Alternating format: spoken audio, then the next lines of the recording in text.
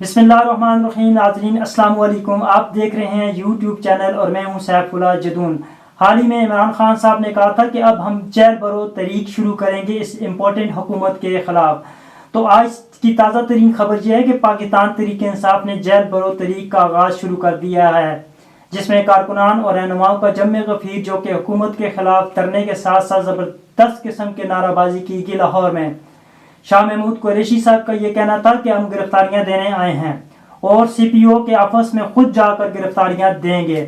PMLN के लोगों ने कुछ ऐसे क्लिप भी बनाए हैं पुलिस वालों के जरिए, जिसमें जगह जगह खाली बसें खड़ी हुई दिखाई गई और पुलिस वाले ये अनाउंसमेंट कर रहे थे कि आकर गिरफ्तारियां दें।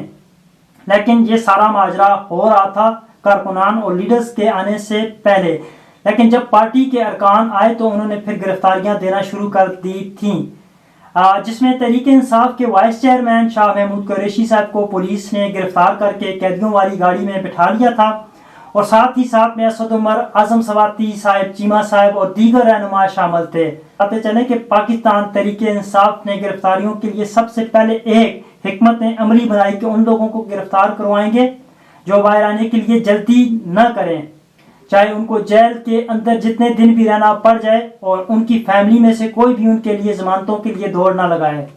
इस बात पर उनके कारकुनान ने गारंटी दी कि वो पार्टी की पॉलिसी के मुताबिक जितने दिन भी उन्हें जेल में रहना पड़ा तो वो रहेंगे। अभी ये जेल बरो तहरीक का पहला मरहला है और आने वाले दिनों में आपने बहुत कुछ देखना है और मजीद गिरफ्तारियों का अमल शुरू होगा और आना जाना लगा रहेगा। जैसा कि फवाद चौधरी साहब ने कहा कि अब ये गिरफ्तारियां हजारों में जाने वाली हैं। अब इसके बाद पेशावर, गुजरांवाला, मियांवाली और फिर दीगर शहरों से गिरफ्तारियों का सिलसिला शुरू होगा। पाकिस्तान की सबसे बड़ी सियासी पार्टी तहरीक इंसाफ है, जिसको कारकुनों को लाने के लिए किसी लीडर की जरूरत नहीं होती और ना ही बरयानियों का सिलसिला शुरू किया जाता है और ना ही कीमे वाले नाम दिए जाते हैं कि जिससे कारकुनों को जमा किया जाएगा, जैसा कि PMLN करती आ रही है। क्योंकि पाकिस्तान तहरीक इंसाफ के कारकुनान का लिंक बाज़ाब्ता इमरान खान के साथ है और इमरान खान के लोग वैसे भी शुदाई हैं और उनको देखने के लिए लोग वैसे भी दूर दूर से खुद ही आ जाते हैं और एस्टेब्लिशमेंट को भी अपना सही रोल समझाने की कोशिश कर रही है। अब लीडरशिप की गिरफ्तारी के बाद इमरान खान के पास कारकुनान की कमी हो जाएगी, जैसा कि ऐसा हरगज नहीं होगा, क्योंकि लोग इससे ज़्यादा निकलेंगे और इमरान खान का साथ देंगे, जिसका मौजूदा हुकूमत भी अंदाज़ा और तसव्वुर नहीं लगा सकेगी और सोशल मीडिया पर इसको बहुत ज़्यादा कवरेज मिलेगी।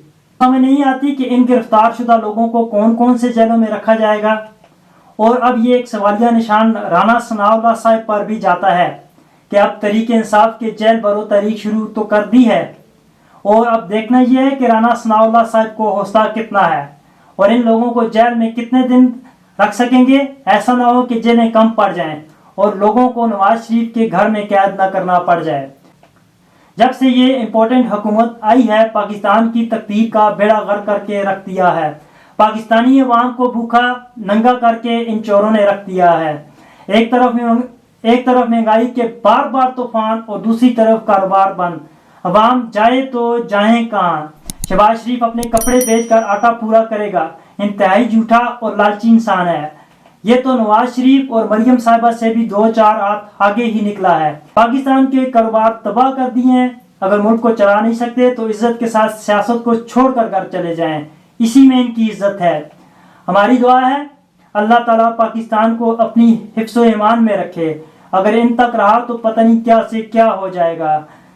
अब तक के लिए इतना ही। मुझे दीजिए इजाज़त। अपना और अपने इस चैनल का रखिएगा बहुत ज़्यादा ख्याल। अल्लाह हाफिज़।